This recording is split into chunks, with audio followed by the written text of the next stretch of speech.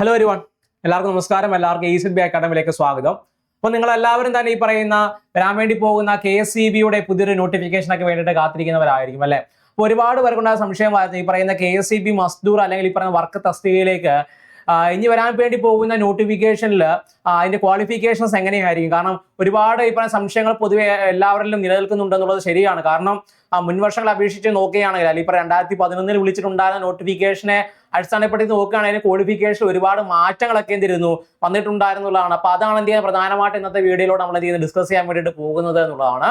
നമുക്ക് എന്തായാലും വീഡിയോയിലേക്ക് കടക്കാം. നിങ്ങൾക്കവിടെ കാണാൻ വേണ്ടി സാധിക്കുന്നുണ്ട്. നമ്മുടെ ഈ പറയുന്ന വിവിധ വാർത്തകളും മറ്റുമായിട്ട് നമ്മൾ കേട്ടിട്ടുണ്ടാകുന്ന കാര്യമാണ് ഈ പറയുന്ന KSEBയിലേക്ക് പുതിയൊരു വിജ്ഞാപനം വരുന്നു എന്നുള്ളത്.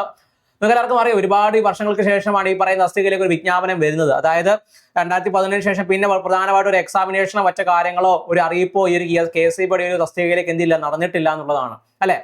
അപ്പോൾ അന്ന് 2011 എക്സാമിനേഷൻ നടന്ന സമയത്ത് ഏകദേശം 4,000-ഓളം വരുന്ന ആളുകളെ എന്ത് ചെയ്തിരുന്നു അവര് നിയമിച്ചിട്ടുണ്ടായിരുന്നു എന്നുള്ളതാണ്.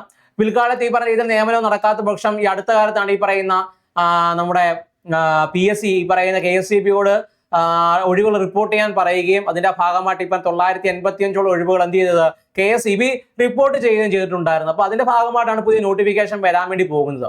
അപ്പൊ ഒരുപാട് പേർക്കുള്ള സംശയം എന്ന് പറയുന്നത് അതിന്റെ ഈ പറയുന്ന ക്വാളിഫിക്കേഷൻ എന്താണെന്നുള്ളതാണ്. ഓക്കെ, അപ്പൊ അതുമായിട്ട് ബന്ധപ്പെട്ട് കുറച്ച് നാളുകൾക്ക് മുമ്പായിട്ട് നമ്മുടെ KSEB എന്തിരുന്നു പുതിയൊരു നോട്ടീസ് ഇറക്കിയിട്ടുണ്ടായിരുന്നു. അതാണ് നിങ്ങളുടെ മുന്നിലേക്ക് നമ്മൾ എന്ത് ചെയ്യുന്നത് പങ്കുവെക്കാൻ വേണ്ടി പോകുന്നത്. കാരണം അതൊരു ഒഫീഷ്യൽ നോട്ടീസാണ്. അപ്പൊ നിങ്ങൾക്ക് ഇച്ചിരി കൂടെ വിശ്വാസ്യത ഉണ്ടാകും.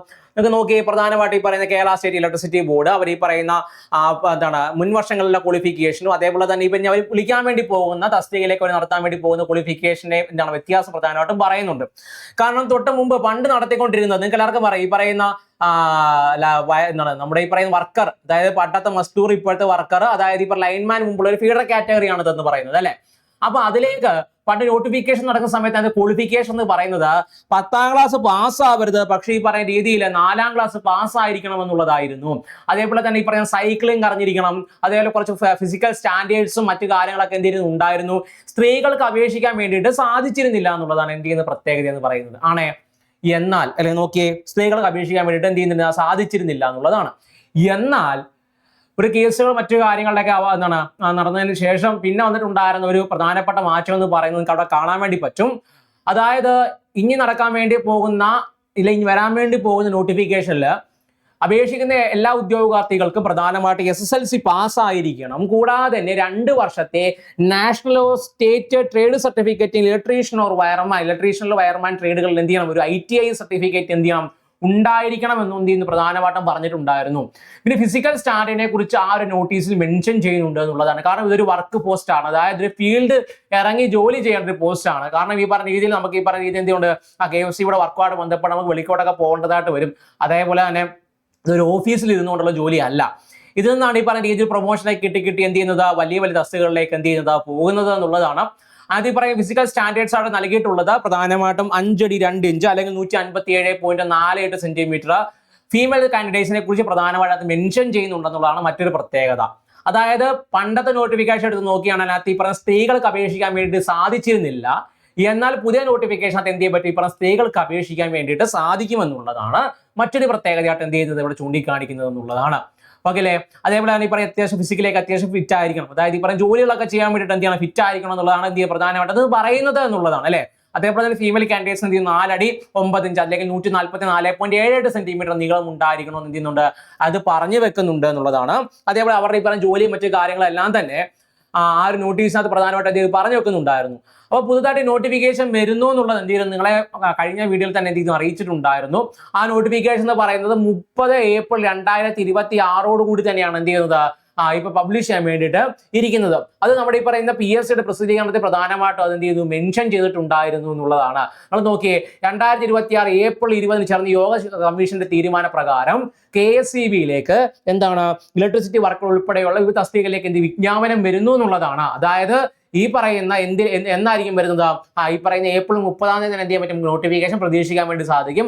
മറ്റെന്തെങ്കിലും ഈ പറയുന്ന വ്യത്യാസങ്ങളോ മറ്റു കാര്യങ്ങളോ ഉണ്ടെങ്കിൽ അത് നമുക്ക് ഈ നോട്ടിഫിക്കേഷനിലൂടെ എന്ത് ചെയ്യാൻ പറ്റും അറിയാൻ വേണ്ടിയിട്ട് സാധിക്കും എന്നുള്ളതാണ്. അപ്പം ഇപ്പൊ KSEB വന്നിട്ടുണ്ടായിരുന്നില്ല, ഈ പറഞ്ഞ KSEB കുറച്ച് നാൾക്ക് മുമ്പ് ഇറക്കിയിട്ടുണ്ടായിരുന്ന നോട്ടീസിനെ അടിസ്ഥാനപ്പെടുത്തി നോക്കുകയാണെങ്കിൽ ഈ ഞാൻ തൊട്ടുമുമ്പ് പറഞ്ഞിട്ടുണ്ടായിരുന്ന SSLC അതേപോലെ തന്നെ നാഷണൽ സ്റ്റേറ്റ് ട്രേഡ് സർട്ടിഫിക്കറ്റിന് എന്താണ് ഇലക്ട്രീഷ്യൻ വയർമാൻ ഉള്ളവർക്കും അതേപോലെ തന്നെ പ്രായപരിധി നോക്കുകയാണെങ്കിൽ ഏകദേശം ഒരു എത്രയാണ് 18 മുതൽ 40-ഇടയിൽ എന്ത് ചെയ്യുന്നത് പ്രായമുള്ളവർക്കാണ് പൊതുവെ എന്ത് ചെയ്യുന്നത് ഇതിലേക്ക് അപേക്ഷിക്കാൻ വേണ്ടി സാധിക്കുന്നത് എന്നുള്ളതാണ്.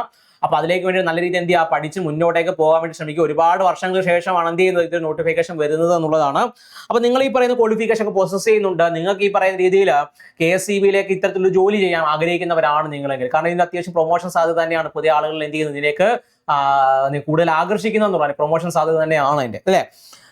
അപ്പൊ ഇതിലേക്ക് നിങ്ങൾ ഈ പറയുന്ന ആദ്യമായിട്ട് പഠിച്ചു തുടങ്ങുന്നവരാണ്, നിങ്ങൾക്ക് ഈ പറയുന്ന സ്ട്രക്ചർ ഇല്ലാതെ എനിക്ക് ഈ പറയുന്ന രീതിയിൽ മുന്നോട്ടേക്ക് പോകാൻ വേണ്ടി സാധിക്കില്ല, അതേപോലെ അങ്ങനെയൊക്കെ സംശയങ്ങളൊക്കെ പൊതുവെ നിങ്ങൾക്ക് ഉണ്ടെങ്കിൽ എവിടെ നിന്ന് പഠിച്ചു തുടങ്ങണമെന്ന് അറിയാത്തവരാണെങ്കിൽ ഈ പറഞ്ഞ രീതിയിൽ ഇതിലെ ഈ ഒരു കോഴ്സിനെ പറ്റി അല്ലെങ്കിൽ ഈ പറയുന്ന രീതിയിൽ ഇങ്ങനെ ഒരു എക്സാമിനെ പറ്റി അത്യാവശ്യം നല്ല രീതിയിൽ അറിയില്ല, എങ്ങനെ പഠിക്കണമെന്നൊക്കെ അറിയാത്തവരൊക്കെ ആണെങ്കിൽ നമ്മുടെ ACB അക്കാഡമിയിൽ നമ്മൾ KSEB മസ്തൂർ, അതായത് ഇപ്പോഴത്തെ ഈ പറയുന്ന ഇലക്ട്രിക്കൽ വർക്കറിലേക്ക് എന്ത് ചെയ്തിരുന്നു പുതിയൊരു ബാച്ച് നമ്മൾ ആരംഭിച്ചിട്ടുണ്ട്. ഓക്കെ, ഇതിലേക്ക് നിങ്ങൾക്ക് ജോയിൻ ചെയ്യാൻ വേണ്ടി സാധിക്കുന്നതാണ് കേട്ടോ. അപ്പോൾ ഈ പറയുന്ന രീതിയിൽ നമ്മളൊരു സ്ട്രക്ചേർഡ് ഡെയിലി ക്ലാസ് ആയിരിക്കും നിങ്ങൾക്ക് പ്രൊവൈഡ് ചെയ്യുന്നത്. അതിന്റെ കൂട്ടത്തിൽ തന്നെ ഈ പറയുന്ന വീക്കിലി മോക്ക് ടെസ്റ്റുകളൊക്കെ എന്ത് ചെയ്യും കൂട്ടത്തിൽ തന്നെ ഉണ്ടാകും. അതേപോലെ സിലബസ് ബേസ്ഡ് ക്ലാസ്സുകളായിരിക്കും എന്ത് ചെയ്യും നിങ്ങൾക്ക് നൽകുന്നത് എന്നുള്ളതാണ്. നല്ല പ്രീമിയം മെറ്റീരിയൽസും അതേപോലെ തന്നെ വളരെ വിദഗ്ധരായിട്ടുള്ള ഈ മേഖലയിലൊക്കെ അത്യാവശ്യം ഈ പറയുന്നത് അറിയാവുന്ന നല്ല ജ്ഞാനമുള്ള ആളുകൾ തന്നെയാണ് എന്ത് ചെയ്യും ക്ലാസ്സുകൾ നിങ്ങൾക്ക് എന്ത് ചെയ്യും പ്രൊവൈഡ് ചെയ്യുന്നത് എന്നുള്ളതാണ്. അപ്പോൾ ഈ പറയുന്ന കോഴ്സുകളെ പറ്റിയുള്ള വിശദമായിട്ടുള്ള വിവരങ്ങൾക്ക്, അതായത് കോഴ്സ് എങ്ങനെയാണ്, ക്ലാസ്സുകൾ എങ്ങനെയാണ് പോകുന്നത്, അതോടെ ബന്ധപ്പെട്ട കൂടുതൽ ഈ ഡീറ്റെയിൽസ് വിവരങ്ങളൊക്കെ അറിയാൻ താല്പര്യമുള്ളവരാണ് നിങ്ങളെങ്കിൽ നമ്മൾ തൊട്ട് താഴെ എന്ത് ചെയ്യുന്നുണ്ട് നമ്പർ കൊടുത്തിട്ടുണ്ട്, കാണാലോ 9995467246 നമ്പറിൽ എന്ത് ചെയ്യുന്നുണ്ട് വിളിച്ച് കോൺടാക്ട് ചെയ്ത് കഴിഞ്ഞാൽ അപ്പോൾ കോഴ്സുമായി ബന്ധപ്പെട്ട കൂടുതൽ വിവരങ്ങൾ എന്ത് ചെയ്യും നൽകുന്നതായിരിക്കും. അപ്പം നിങ്ങൾ ഒരുപാട് മടിച്ചു നിൽക്കുക, ഈ പറയുന്ന രീതിയിൽ മടിച്ചു നിൽക്കുക, എന്ത് ചെയ്യുക ഈ പറഞ്ഞ പരീക്ഷകൾക്ക് വേണ്ടിയിട്ട് പഠിച്ചു തുടങ്ങാൻ വേണ്ടി ശ്രമിക്കുക. നിങ്ങളുടെ ഈ പറയുന്ന ഒരു ലക്ഷ്യം എന്ന് പറയുന്ന ഈ ഒരു ജോലിയൊക്കെയാണ് നിങ്ങൾക്ക് എന്ത് ചെയ്യുക ഉടനെ തന്നെ എന്ത് ചെയ്യുക പഠിച്ച് മുന്നോട്ടേക്ക് പോകാൻ വേണ്ടിയിട്ട് എന്ത് ചെയ്യുക ശ്രമിക്കുക എന്നുള്ളതാണ്. നിങ്ങളെ കൊണ്ട് കഴിയട്ടെ എന്ന് ആശംസിക്കുന്നു. ഓക്കെ, അപ്പോൾ ഈ പറഞ്ഞ പരീക്ഷകൾക്ക് വേണ്ടിയിട്ട് വളരെ അശ്രാന്ത പരിശ്രമിക്കുന്ന എല്ലാ ഉദ്യോഗാർത്ഥികൾക്കും നല്ലൊരു ഭാവി ഉണ്ടാവട്ടെ എന്ന് എന്ത് ചെയ്യുന്നുണ്ട് ആശംസിച്ചുകൊണ്ട് നമ്മളോട് നിർത്തുന്നു. Thank you. മറ്റൊരു ഇൻഫോർമേറ്റീവ് ആയിട്ട് വീണ്ടും കാണാം. എന്തെങ്കിലും സംശയങ്ങളും മറ്റു കാര്യങ്ങളും ഉണ്ടെങ്കിൽ താഴെ കമന്റ് ആയിട്ട് അറിയിക്കുക കേട്ടോ. Thank you, by.